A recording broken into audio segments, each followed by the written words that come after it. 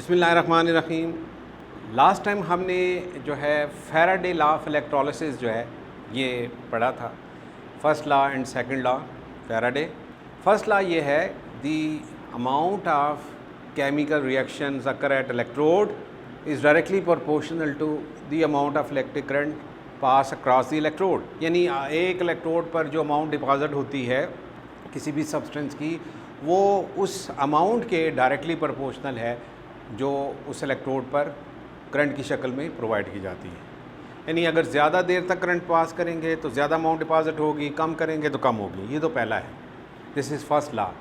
Second law ये है कि when same amount of electric current is pass through different electrolyte connected in series, the amount of electrolyte deposit at electrode is proportional to their equivalent weight। तो last time मैंने आपको equivalent weight भी बताया था।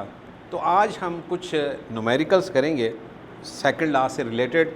एक question है, in electrolysis of molten zinc chloride.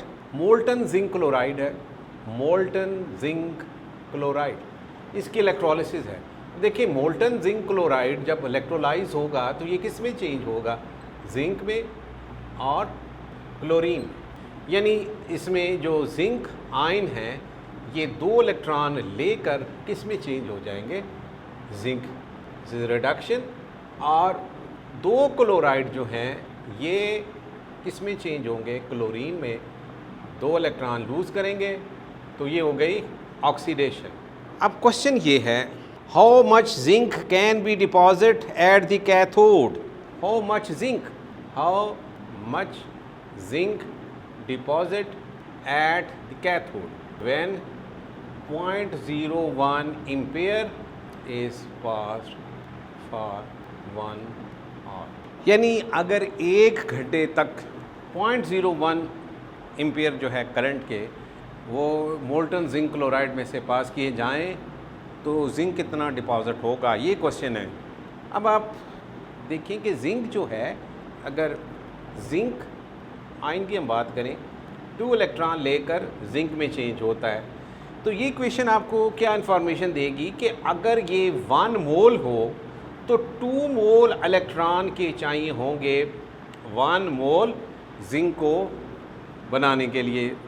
1 mole zinc जो है ये 65 ग्राम है, और 2 मोल जो है इलेक्ट्रॉन पे जो चार्ज है वो देना होगा। यानी 1 मोल जिंक आयन को आप 2 मोल इलेक्ट्रॉन पर जो चार्ज है वो देना होगा, तो फिर जाकर ये 65 ग्राम जो है जिंक के डिपॉजिट होंगे।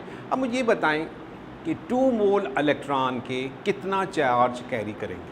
आपको मैंने लास्ट टाइम बताया था कि 6.02 × 10 की पावर 23 इलेक्ट्रॉन जो चार्ज कैरी करते हैं वो 1 फैराडे होता है। यानी ये चार्ज है इलेक्ट्रॉन पे, यानी वो जो नंबर है इलेक्ट्रॉन का, ये जो नंबर इलेक्ट्रॉन का चार्ज कैरी करता है वो 1 फैराडे है। यानी इसका मतलब ये हुआ कि 1 मोल इलेक्ट्रॉन जो चार्ज कैरी करते हैं वो 1 फैराडे है। 1 मोल इलेक्ट्रॉन यानी charge carried by 1 mole electron. अब मुझे बताएं कि अगर 2 मोल इलेक्ट्रॉन हो तो कितना होगा? 2 फैराडे। इसका मतलब ये है कि अगर आप 65 ग्राम जिंक के डिपॉजिट करना चाहते हैं तो 2 फैराडे रिक्वायर्ड होगा 65 ग्राम जिंक के लिए। यानी ये चार्ज, ये जो 2 फैराडे चार्ज जो है वो आपको देना पड़ेगा।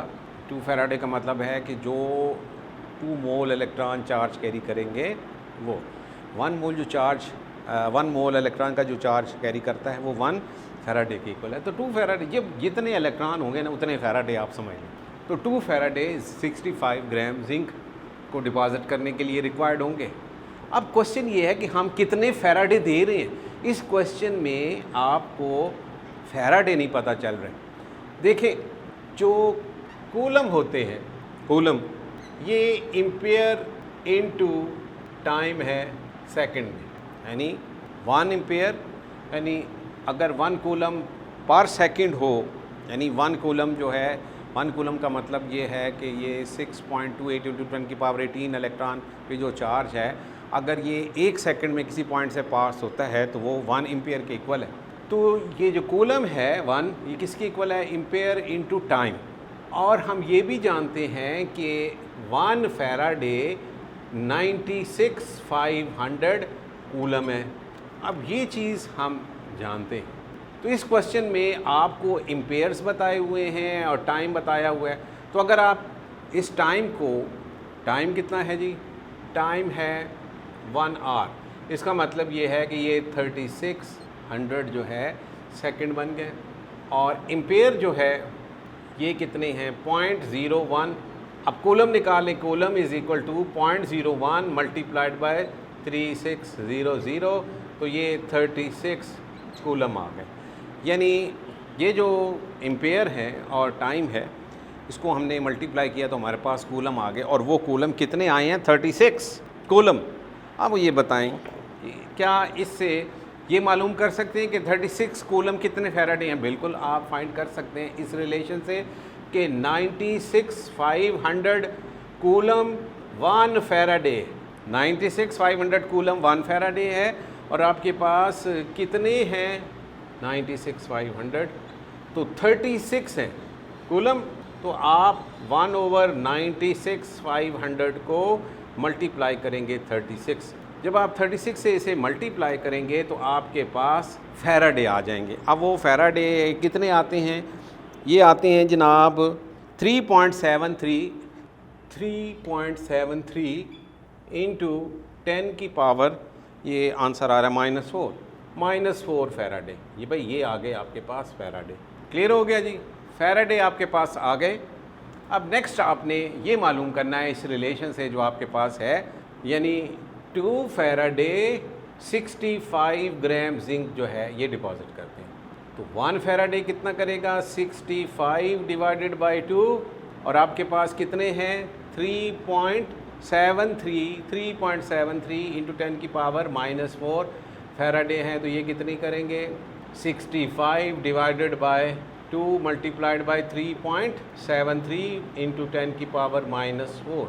तो ये आंसर जो अगर आप इसको कैलकुलेट करें कैलकुलेटर से, तो मेरा ख्याल है ये आंसर जो है ये आएगा जी 0.012 ग्राम।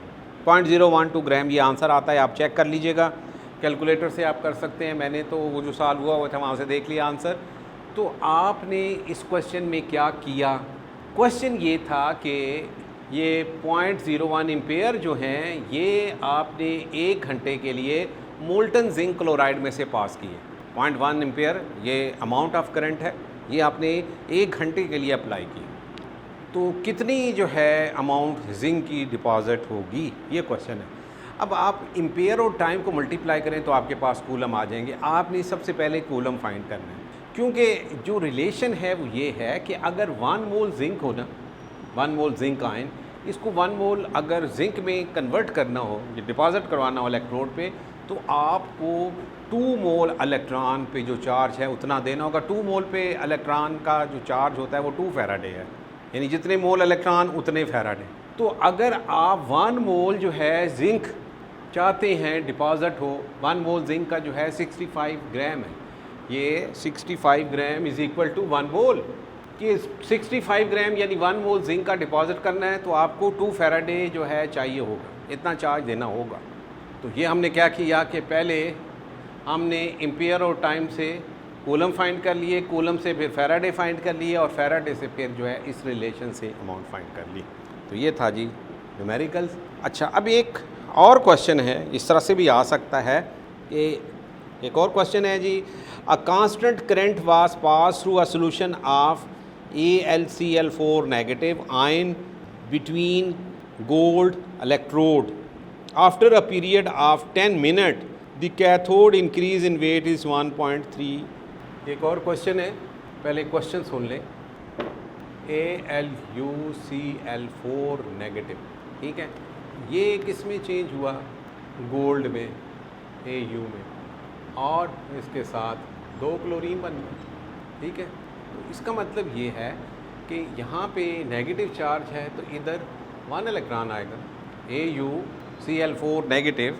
ठीक है जी, ये एक मिनट, ये ज़रा काट दीजिएगा, इसे मैं करेक्ट कर लेता हूँ, AuCl4 नेगेटिव।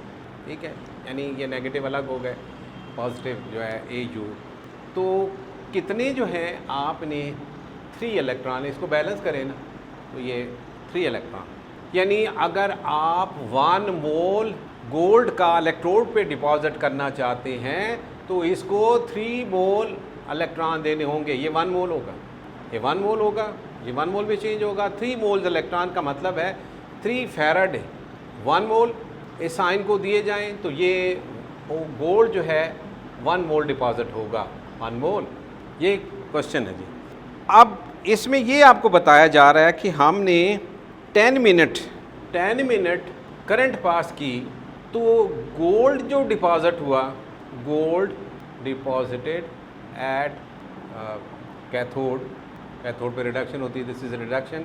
तो ये हो गया जी क्वेश्चन में क्या दिया है, 1.314 ग्राम, यानी 10 मिनट करंट पास की गई तो गोल्ड डिपॉजिट हुआ 1.314 ग्राम। अब क्वेश्चन ये है कि how much charge was passed, पहला कितना चार्ज दिया गया, how much charge was passed, एक क्वेश्चन हम इसका पार्ट मान, ये कितना है। दूसरा पार्ट इसका है वो ये है कि what was the amount of current, ये। एंड नंबर 3 एक और चीज़ भी इसमें पूछी जा रही है, that is the volume of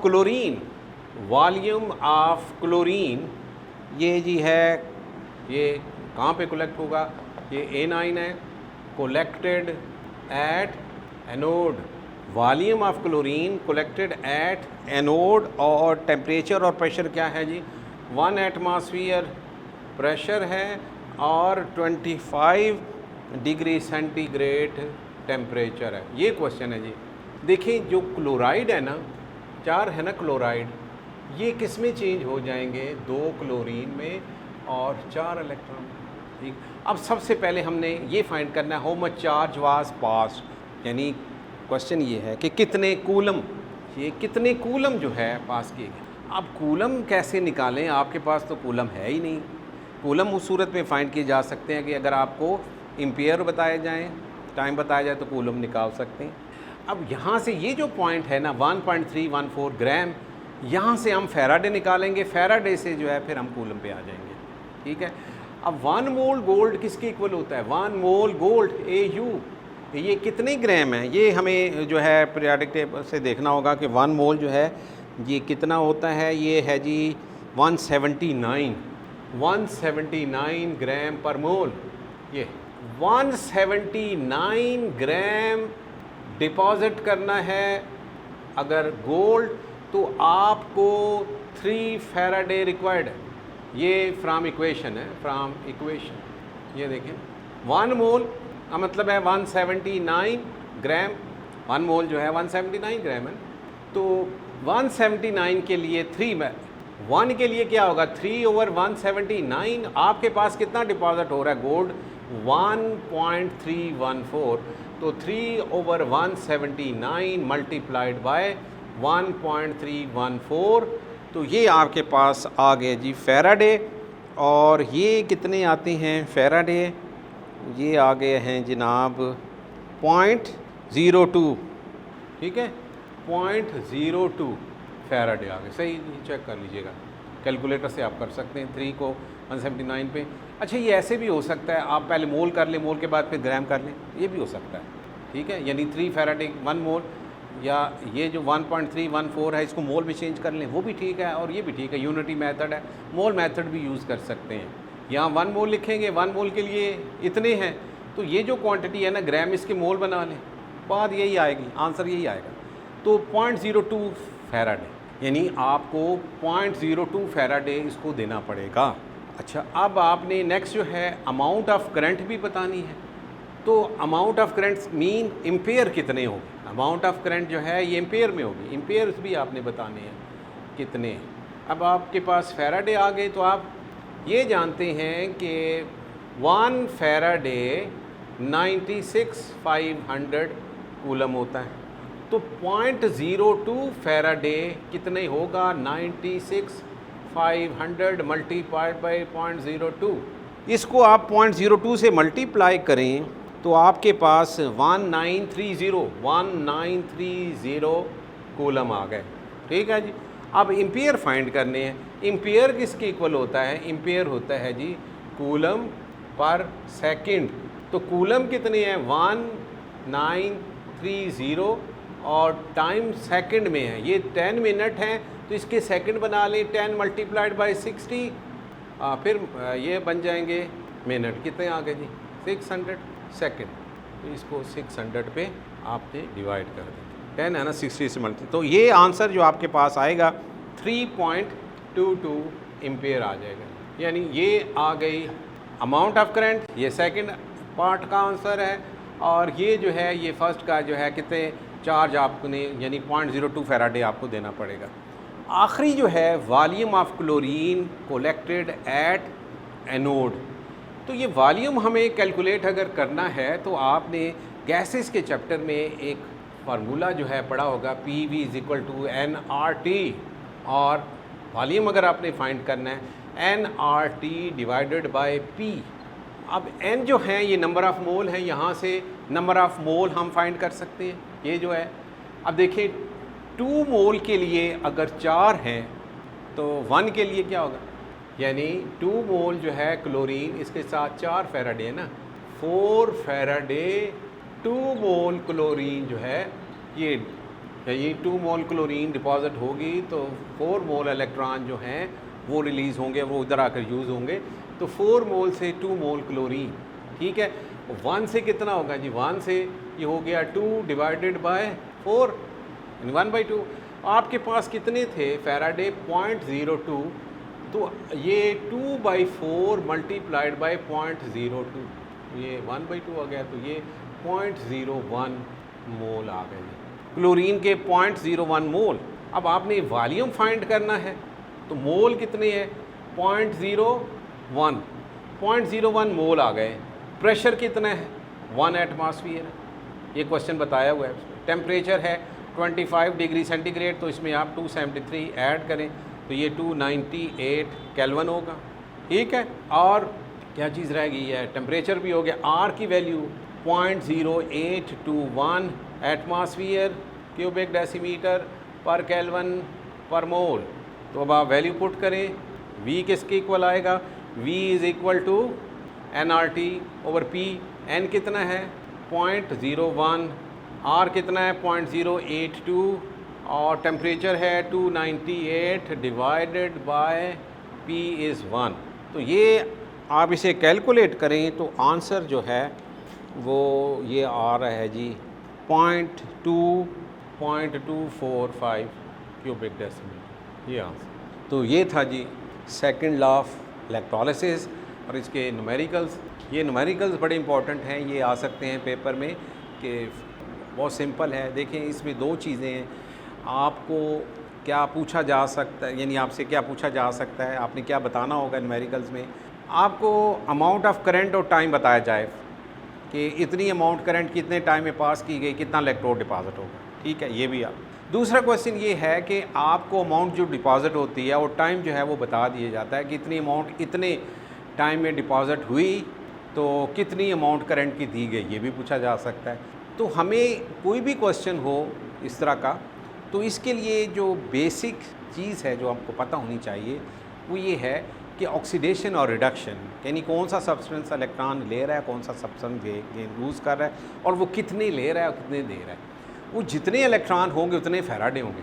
अब जैसे ये 3 मोल इलेक्ट्रॉन है ना, 1 मोल डिपॉजिट करता है 117, तो इसके लिए 3 फैराडे चार्ज इसको देना पड़ेगा। AuCl4 नेगेटिव जो आयन है इसको 3 फैराडे चाहिए।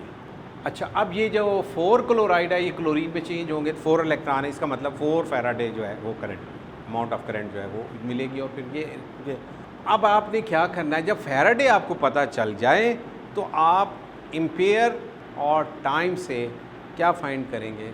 कूलम फाइंड कर लेंगे। उन कूलम को फिर फैराडे में चेंज करेंगे और फिर ये जो इक्वेशन आपको बता रही है रिलेशन, इससे जो है आप कैलकुलेट कर लेंगे कितनी अमाउंट डिपॉज़िट होगी, ठीक है।